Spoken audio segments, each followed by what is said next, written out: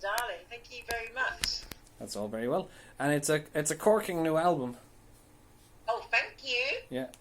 Was it named after the Steely Dan track? No, no. It was just a case of when everyone's like, "What are you going to call it?"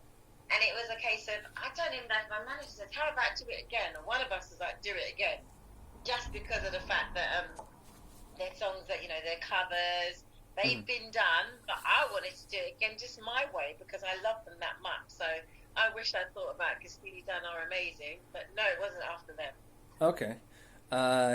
I noticed that you covered Rihanna. Are you a fan of hers? Such a fan, and I'm obviously because I'd done The Masked Singer, and Diamonds was one of the songs that I sang at the during my time at the Masked Singer. It was just a no-brainer to do the covers. As many, I only chose about 5 of the covers from the Masked Singer, but I'm a huge fan of Rihanna. She's incredible.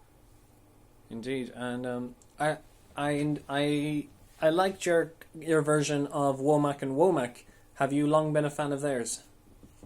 Listen, from as long as I can remember, I remember my mum had the album. I think that's another album of hers that I wore out after buying it for her.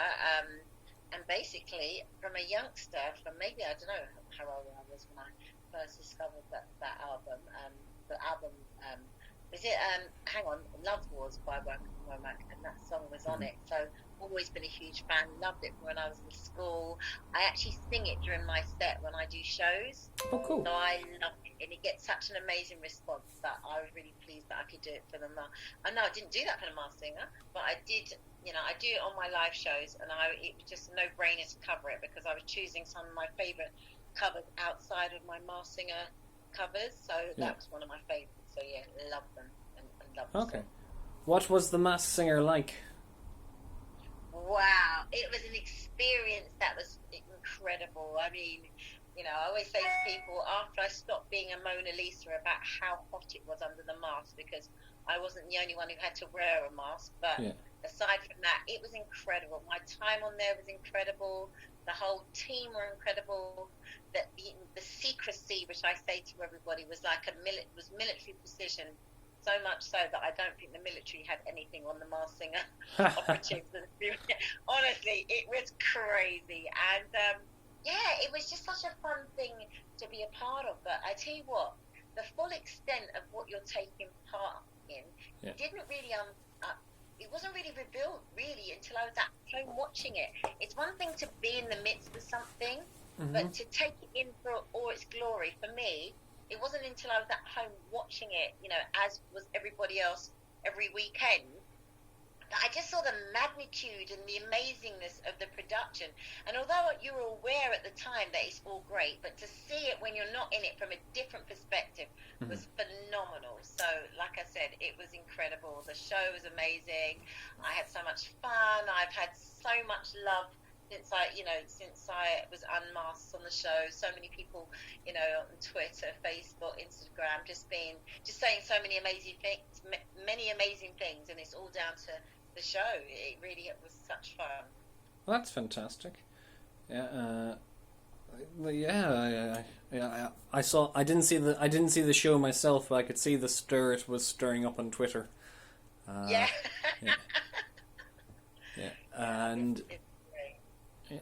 And going back to Teardrops, I believe Sam Cooke was her father. I cannot remember which of the name of the Womack singer in Womack and Womack, but do you know what was it? Because I know that Linda Womack, because I know.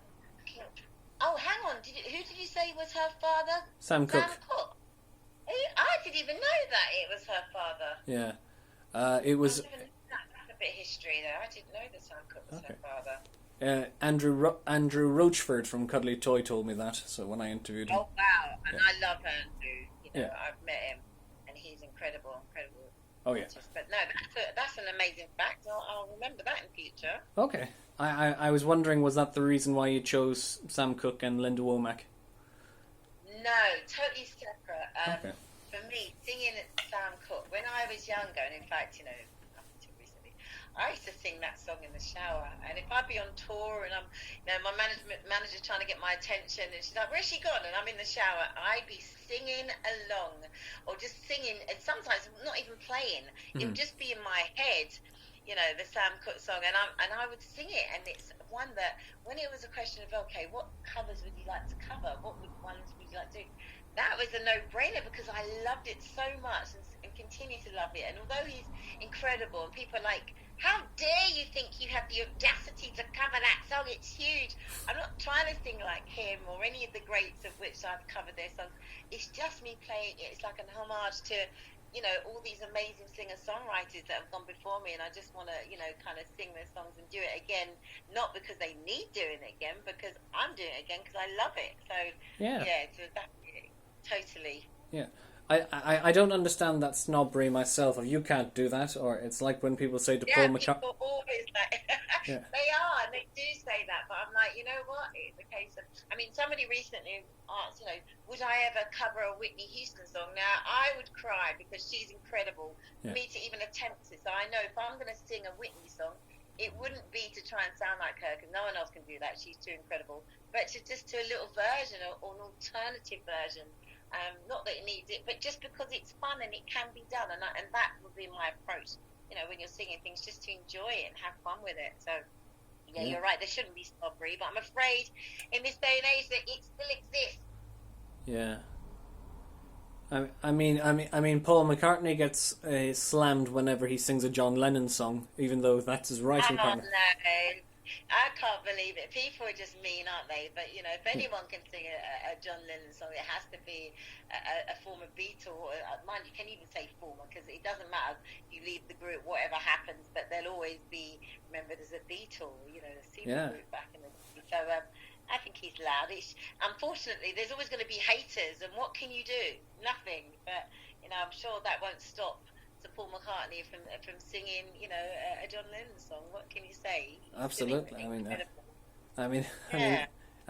Paul McCartney. He's got nothing to lose. Exactly. He's got nothing to lose or prove. He just is an amazing, singing, performing phenomenon. So it'll go down in the history book. So forever and ever and ever. That's it. So he won't care, and he shouldn't care. Absolutely. How long did this record take to make? Oh my God, I'd be lying if I said I slaved over it. It was turned around pretty quickly, like a couple of months. Oh, cool. Just, not even a couple of months. If I'm lying, it wasn't even a full month.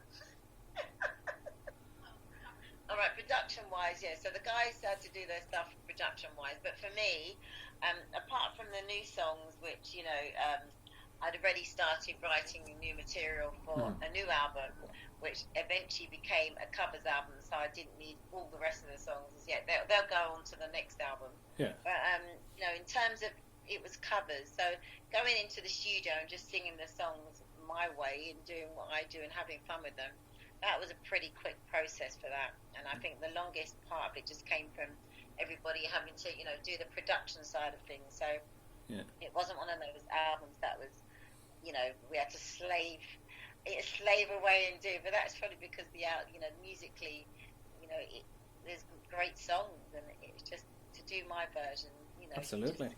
My producers. It was quick. I'm not going to fib and say, "Oh, it took ages and ages," because it didn't.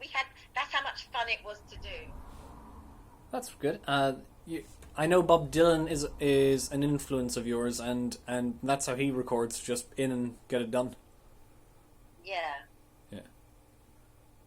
You say Bob Dylan? Yeah, Bob Dylan is incredible. Just the fact that I still forever will be happy and indebted to the fact that he allowed me to use his music to rise, and I'm just, he's a phenomenon. And again, another musical icon, legend that will forever, the history books will have just been graced with all these, living legends, let alone ones that have passed. So it's an honour. Yeah, and Rise is a great track, even without the Bob Dylan. Yeah. And Is the 60s the decade you turn to the most? You know something? Not necessarily the most, because I'm an 80s pop child. Oh, cool. I'm actually, people don't expect this. I love doing, soulful stuff, but I don't see myself as a soul artist. And I'm like, is it because I'm a black girl? Everyone wants to pigeonhole me, and it's fine if they want to pigeonhole me, but I'm not going to pigeonhole myself. I first and foremost see myself as a pop artist, and who writes pop songs. And I always say that songs like, my latest offering, my new single, Stop Right Now, that's so not a soulful song. Out of Reach wasn't a soul song. Dreams wasn't a soul song. You know what I mean? Sunshine was, and it's pop, for me, pop music. But the inspiration of the 80s, for me, more so than the 60s. Although I love the 60s and love going back into time, because that was a great era for music. But for me, being an 80s pop child, in the 80s, we had Madonna, we had all, Culture Club and all those pop bands. Yeah. And, I just loved it. That was my era. I was at school. I was, that was having the time of my life when you're young and carefree and don't have a care in the world. And that was the music I was loving and listening to. Wham, Up 100. Oh my gosh, I'm showing my age, but it was so much fun those times. So yeah. No, those tracks still hold up. I mean, Culture Club is still really good fun to listen to. Fabulous, totally. Yeah. And this year, I don't know if it was my son's birthday. No, last year, my son's birthday or mine. I literally was on YouTube, like blasting out all the tracks from my youth, and my kids laughing at me. I'm standing there and I'm dancing. Had a bit of Bruce Springsteen, you name it. I was just in my element. So yeah, always going to be my number one era. So, yeah. Absolutely, good. You go for it, basically. Yeah. Definitely. Yeah. Who produced this album? Can I ask? Okay, so there was my producer was Ian Barter. Mm-hmm. I wrote a lot of songs from the Under My Skin album with him.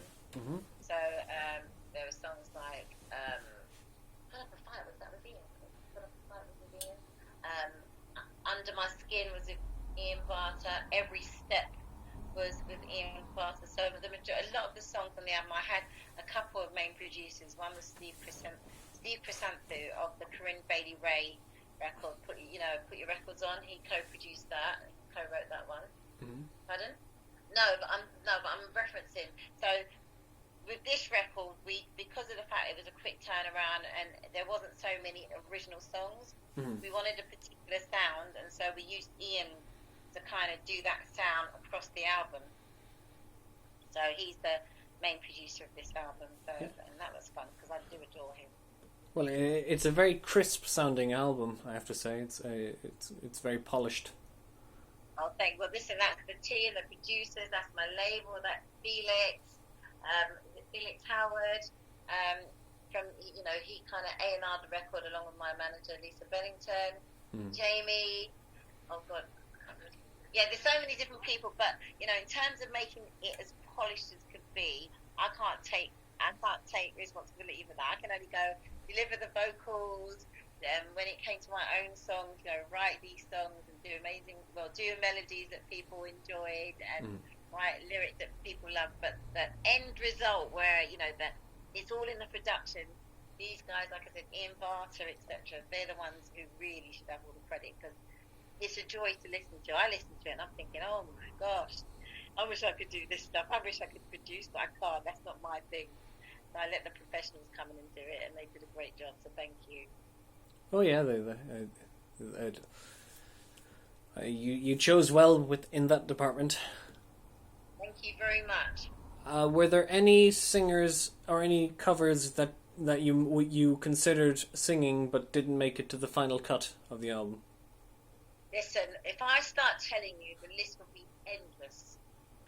In fact, to be honest with you, no. When I actually was recording the covers, I just did the selected few that I chose.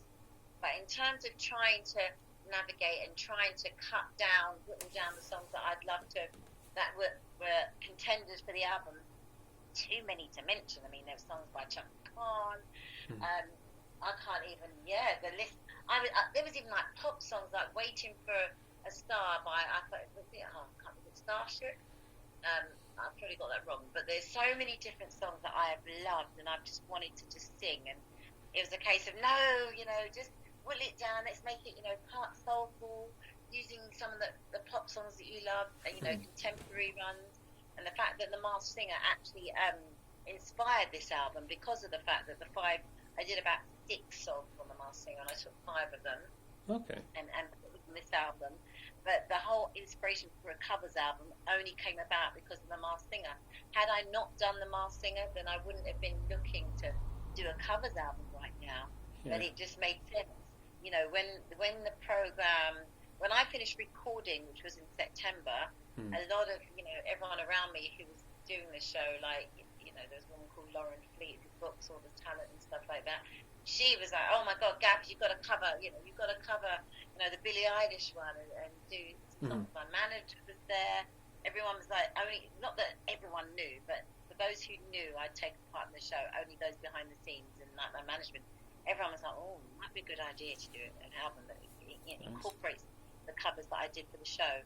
And so then to add my favourite covers, and on top of that add 2 brand new songs, it just made sense. But, it was recorded in September, which gave us enough time to kind of do everything and get everything into perspective. But like I said, it was the show that inspired this album, so I'm grateful to the show, because since I'm asking, a load of people have been messaging me saying, they'd love me to do a version, to do the covers of some of the shows I covered on The Masked Singer. So I'm actually giving people a bit of what they want, and I hope that they enjoy it, because it was a joy to make this record. Absolutely. What do you think of Billie Eilish? I think her contribution to the Bond series is phenomenal. She is incredible. I adore her. I love everything about her. I love the fact that in times when women are expected to be a certain way, she's just this young girl, just doing what she likes, so incredibly talented with the most phenomenal voice and songwriting skills that it was an honor just to be able to sing her song. And, I can't tell anything more. Her Bond contribution was phenomenal. I love her vocal. I remember watching her on the TV performing, and I'm like, oh my God, incredible. So all I've got to say, wow. I've been using that word a lot today, but she's phenomenal. She's inspirational. I think to all the young girls out there, and she gets a hard time. It's like she can't win. 1 minute, people are like happy that she's not showing her body. She shows her body, and everybody's got something to say. I say, as she was, just keep doing what she's doing, because you were doing something right when the haters come for you, and she's incredible. She has my backing, as she does hundreds of millions of other people. That's how amazing she is. She got a really hard time for not knowing who Van Halen was, even though why should she? She's only 17 or something. Exactly. I mean, she's a baby. You know what I mean? It's like, not everyone. You've got people who are our age who still probably don't know who he is. You know what I mean? It sounds impossible. Well, maybe not, but you know what I mean? It's a case that actually, you do have people who still don't know, and it's fine. And then you've got someone like my daughter, who she's got a crazy record collection. She's 17, soon to be 18. I'm like, it's like she's been here before. Her musical tastes are just off, just off the charts in terms of like the things she'll choose, and it's like even down to old records, that kind of rockabilly stuff. And I'm like, my God, how would you even know about this stuff? Old Motown, and then she's got like Panic at the Disco, which is a contemporary band. This singer, it's just amazing, and yet her taste is so wide. And so, like you say, if she's got a hard time, it's fine, because she's incredible. And sometimes you can be incredible and still not have all the knowledge under your cap, and it's not always necessary. And now we've got the internet. Yes. You can Google it. Doesn't know. Yes. There was another singer who I think it's Phoebe Waller, but she broke her guitar on Saturday Night Live, and everything was up in uproar. It seems to be a weird dichotomy that if a guy does it, it's rock and roll, but if a girl does it, it's juvenile or. Yeah. So hang on, I've missed this. She broke it. Was it intentionally? Yeah, like a Pete Townsend thing. Yeah, but why? Again, haters. Why is it that only the boys can be bad and the girls have to be goody-goodies? So, good for her. I think the idea, we live in a world now where it's, it should be equal treatment. I mean, we're still kind of behind that, hence why it's been demonstrated, like you said, the fact that everyone's in uproar about her breaking a guitar string, and yet if you're a guy, it's like not, patted on the back. But these are the times we've lived in for a long time, and we're still trying to address on so many levels. And I think what this suggests is that it's still going to take us a long time to get, whether it's, racial equality, gender equality, you know what I mean? Yeah. It shows how far back we still are, because it shouldn't be a thing, should it? It shouldn't be, it's a girl, we're in uproar. It shows we have a long ways to go, and it's sad, really. But in my lifetime, I hope I live to see all these changes where it's not a thing anymore. Yes, I think yes. All we can do is hope. Have you any other projects planned during this pandemic? Oh my gosh, just to get out the front door and perform and go on tour. That's the only project that is in my sights right now. It's been amazing. I get to do interviews, talk to people like yourself, wonderful people like yourself, and thank you. promote an album. That was done during this whole lockdown COVID period. But I think the real deal for me is when, come the end of the year, I've got a tour that's been scheduled, and like many people have had to delay their shows. It's just exciting, the prospect of everything kind of going back to normal, as close to normal as we could possibly get, so that I can go on the road and tour, other people can get back to work instead of having to work remotely from home, those who are forced to work remotely at home, and if that's all they can do, then, it's so, the projects, I'm hoping, will be just fast and furious and crazy because the times will permit it. So right now, my eye is strictly on the prize of getting out the house and on my tour bus, coming to a town and city near you and near everyone, just to do what I love doing. Absolutely. Would you come to Ireland for a tour, or? Hell yes! We are coming to Ireland. Great. Say that again? In Belfast. At Belfast and Dublin. I love it. I've always loved coming to Ireland, and it's like, one, obviously Belfast, and then, Dublin. It's amazing. I'm looking forward to it. So, yes. Absolutely. Definitely. When I recorded I recorded my 1999 album, of Rise, I was in Dublin, actually, when I recorded that. That was mostly done in Ireland, so oh, cool. I loved it. Yeah. I used to tell everyone I was going to have myself an Irish husband. Oh, wow. I loved going back there. Everything about the life there was incredible, and it was lovely. Wow, yeah. Well, that's I'll tell Bono you said that. Listen, I met Bono coming out of the lift at that hotel. You know, the hotel that I don't know if he still owns it. That's where I used to stay when I was recording. I can't remember what the hotel's called. How can I forget? I spent so much time there. The hotel, I actually met him coming out of a lift because he was at the hotel too. And that's the hotel. I think that's their hotel. It used to be back in the day. I don't know if wow. it still is. Yeah. You two owned a hotel. I didn't know that. I believe that he owned. I think that was the hotel. I think the hotel I stayed. It was. I think I told you. Yeah. Yeah. Unless I've got it wrong, and all these years I was staying in a hotel that wasn't his. But apparently they had something to do with the hotel that I used to go and stay with. I used to stay in the hotel and record. I used to be there Monday to Friday, fly back to London, stay with the kids, and then go back to record. The Clarence Hotel. The Clarence Hotel. Oh, wow. Yeah. Is it? Yeah. So I was right. My manager just googled it. Bono and the Edge. Yeah. Nice. In that hotel all those years ago. So I wasn't wrong. I was starting to doubt myself. Yeah. Yeah. So all those years ago. That's splendid. And can we expect another covers album in the future, or? I'll never say never. I mean, but it was my first covers album. But like I said, had I not been doing The Masked Singer, which this covers album inspired that, The Masked Singer inspired the covers album, then it would have been a new album. But you know what? Maybe years from now I'll do another covers album. But right now I do love doing my own original music. Hence why we did put out the first song of Stop Right Now from this covers album, and it's lovely. But I'm enjoying the fact that I enjoyed these covers, and it's something that I don't often do, and so to enjoy it. So, I probably won't do it for a long time, and then if I do it again, it's because I'm enjoying that moment again too. But I'm enjoying this moment right now, so I'm just concentrating on this one. Okay, it's good to unfold in the moment. Is there anything you can hint to us about the new album, the original writing?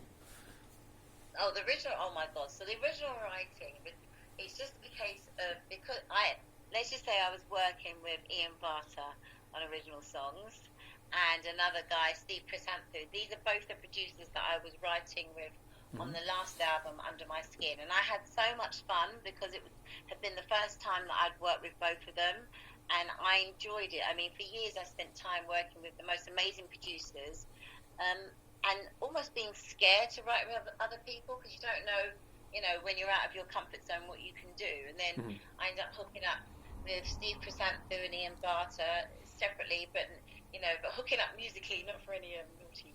But the bottom line is I had so much fun that, so the expectation will be that musically, if you're familiar with what they do, they are great producers, great writers in terms of music. So it would be more of the same, but you never know which way I go because they send me different ways sometimes, and that's why I love working with them, because there is a kind of variety. Yeah. Do you play many instruments yourself?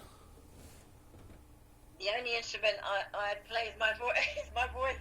But if you want to see my kind of attempts at musical instrumentation, you need to go and hook up. You need to go and watch my video for my song Stop Right Now. And then there's a what's the word? There's a video of what really happened when I was playing instruments. In this video, Stop Right Now, I'm playing instruments. But if you really want to hear what I sound like, then you need to go and watch the follow-up video, which is nuts, because I sound awful, but it was so much fun. So, no, I can't play an instrument. That's the question. That's the reply to your question. Not good at playing instruments. That's all right.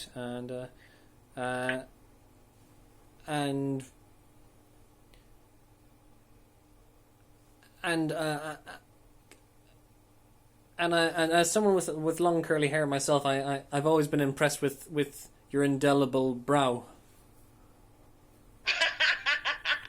Yeah. Then again, you've got lovely curly hair, and you're what? And I've always been impressed with the brow, the brow over the eye trick. I've always felt that's very indelible. Thank you. Thank you. It works. It's amazing. Absolutely. Will there be any other stylistic changes on the upcoming tour, do you think, or is that too far ahead to think about? Stylist, what, in terms of what I look like? In terms of like the stage or decor, yeah.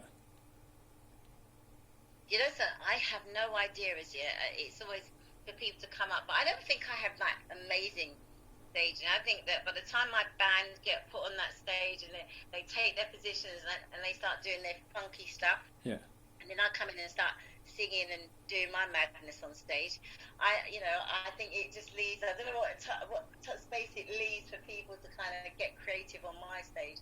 Although, if I have to bet on staging, I'd want to come back as Kylie, because her set's always amazing. You don't get like a Kylie set where I've watched her and she's like breathtaking. She's got the dancers, she's got all this pizzazz. Yeah. I don't have as much pizzazz, I'm afraid. I've just got the songs. She's got the songs and the pizzazz, but anyone coming to a Gabrielle show knows that they're coming along to sing and dance along with me, because I've got no other gimmicks up my sleeve. And I say gimmick, but not saying that in terms of Kylie, because she's not gimmick, she's flipping phenomenal. But I haven't got any other things to kind of get people going. So people are coming, they know they've got to work hard with me. I mean, work hard singing and dancing. I'll take that, but no one's been complaining to me so far. I hope. Now you're making me question myself. Oh, I'm so sorry. I didn't mean that. No, it's not me. I'm having a laugh with you. Okay. I'm having a laugh with you. All right. I think the song sounds spectacular, and the singing sounds excellent. And you're a done. That's all right. Very much. If they asked you back on The Masked Singer, would you do it again? Oh my God, as a judge, but if I can have a lighter, I'd say never again, but only because, I mean, it was the most phenomenal thing, I don't regret it. If my mask was lighter, or if they wanted me to be on the panel, I'd love it. Oh, Just wow. because of fond memories. This show is phenomenal. I never realised I watched it and I knew it was a big show, but to actually watch it this time round, it's been phenomenal. If ever they wanted me to come and do anything, I'd come and help prepare the uniforms, even if it's to iron them, so I could be part of the show again. It was that much fun. Well, that sounds... Guys, sorry to interrupt, but your time's up now, Owen. I'm going to have to get Gabrielle off. That's perfectly fine. Gabrielle, thank you so much for speaking to... Thank you for speaking to such... Have a lovely day, my love. You too, and thank you, and the very best of luck with the album. Thank you, sweetheart, and you take care, and I'll see you soon. Take care. I will, of course.